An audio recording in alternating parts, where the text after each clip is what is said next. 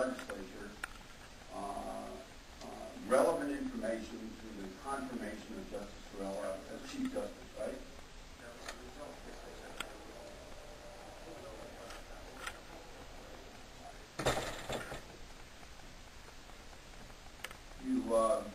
You say that there should be a kind of relationship between the legislature and the judiciary, but you refuse to comply with the subpoena that we served. Did you not? Refuse to comply with the subpoena, you made a decision to withhold a court decision in our confirmation process. Sir, there was no case in the country where the legislature was allowed to subpoena a judge to investigate a case. Why not? And I acted on advice of counsel. And I was before the Judicial Immunity. And I was informed by the before the Judicial Immunity on a certain day. 2 days later, I saw it in the newspaper. That's what's supposed to be confidential. But those days ended. I have no idea how that happened. Do you understand? I'm sure you do, Judge. The law of Connecticut, Section 2-40, says that each nomination made by the Governor to the General Assembly for the Chief Justice or be any other judge, Chief Justice shall be referred without debate to the Committee on Judiciary, which shall report thereon within 30 legislative days. And that statute then goes on to give this committee the power to investigate, look at performance evaluations, to really understand all relevant data concerning a nominee for judge, and particularly the nominee for Chief Justice of our state's highest court. And you know, in my opinion, despite many good accomplishments that my colleague brought out, you flouted the ability of this committee to act. I don't think it's just a matter of judicial canon of ethics. We have laws with respect to contempt of the legislature and interference with the legislature. And I think from everything I've heard today, everything I've read and seen, I think without a doubt, you willfully are guilty of contempt of this legislature. You willfully interfered with a very important function of this committee as set forth in Section 2-40 of the General Statutes. And I just have to say that I regret this a great deal. I think this legislature has got to take some initiative. Appreciate you coming here voluntarily today. But this status quo, this can't continue. Thank you. Representative Tom. Thank you, Mr. Chairman. Thank you, Your Honor, for being here today and for being here for these several hours. I just have a few questions, and I just wanted to clarify on the record. We talked a little bit earlier about your communications with other justices as this all unfolded, and I believe that I read that Justice Sorella testified that he had no idea before April 17th that you had withheld the opinion, and that he was surprised and disappointed that you had done so. Am I right that Justice Sorella had no idea that you were going to withhold the opinion? And did you have any discussion with him before you withheld the opinion up until the point where he confronted you about you doing so on April 17th? Did you have any discussion with him about doing so? And so, is it your testimony then that you did this on your own accord and that it was your own independent act? Now, you testified today that many judges that we've discussed here are old friends and you've known them for a long time. Yeah, and is Justice Sorella an old friend of yours? 7 years. And you've been colleagues for some time, though. 7 years. And Well, he was on the 6th. discuss before you decided to retire succession with him as to who would be the next Chief Justice, either formally or casually? Yeah, I believe in fact, we told him to have a conversation with the governor and the sheriff. I retire. And prior to that, had he ever proposed that he was interested in being the next Chief Justice to you? No, I think everybody's interested in I'm sorry, No, I understand. I don't know.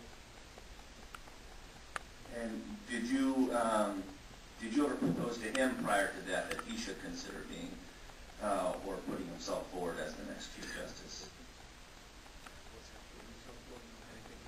Did you ever talk with him after you had communicated to him that you had mentioned it to Governor Rell? Did you talk to him about the confirmation process? No. Did you talk to him about the politics of the confirmation process? No. You didn't discuss with him possible strategies or the politics of coming before this committee and talking about his confirmation?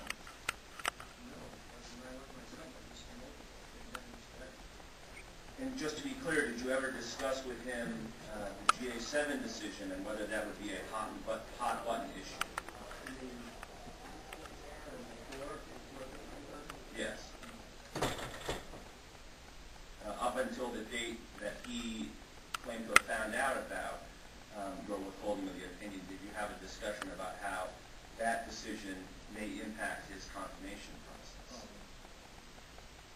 You testified earlier that you would have done this for any of the justices. Did you ever give any thought to whether Justice Zarella would have wanted you to do it for him? No. Do you think he would have wanted you to do this? No.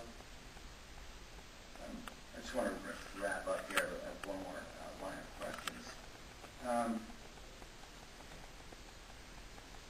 Governor Rell's press release, I looked at this last night, just doing some research in advance of her appearance. And in her press release announcing your retirement,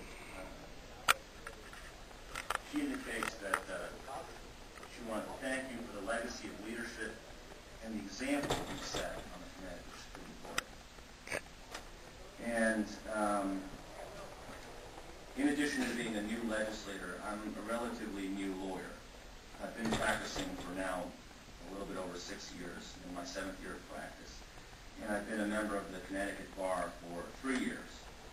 And, because I've been doing it for a relatively short time, my understanding of our judicial department, our practice book, my views of our profession, they're really fluid and they're evolving.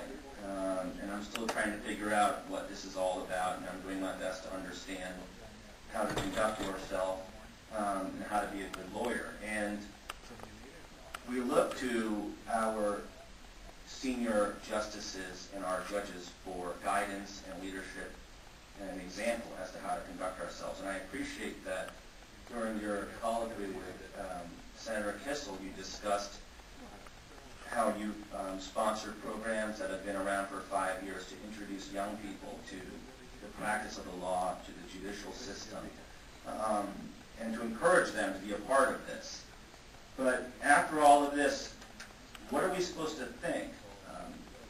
And if you have the opportunity now to speak to the young people and the new lawyers here in the state, what are we supposed to think about this incident and its effect on our profession? Like I am a professional, always think very deeply about what you're going to do before you do it. The only thing that because of a lot of experience,